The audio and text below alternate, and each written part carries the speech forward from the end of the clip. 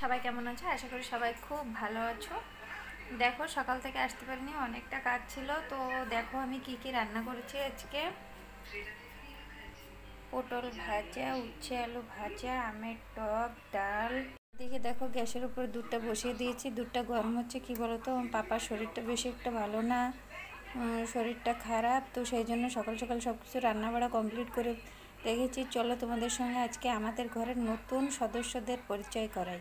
ছিলাম না আমার বাড়ির নতুন সদস্য, এই দেখো আমাদের বাড়ির নতুন সদস্যরা, দেখো কি সুন্দর খেলছে। চলো এদেরকে এখন খাবার দিই।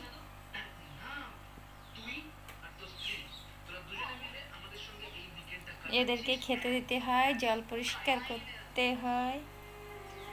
আর দেখো এরা কি সুন্দরভাবে খেলছে। তো চলো আজকের ব্লগটা বেশি বড় বানাচ্ছি না, কারণ আমার পাপার শরীরটা বেশি একটা ভালো না। তো সেই জন্য আমি আজকের মতো এইটুকুই রাখছি। তো রান্না করলাম, এখন সবাইকে খেতে টেতে দেবো। সবাইকে টাটা, রাখছি।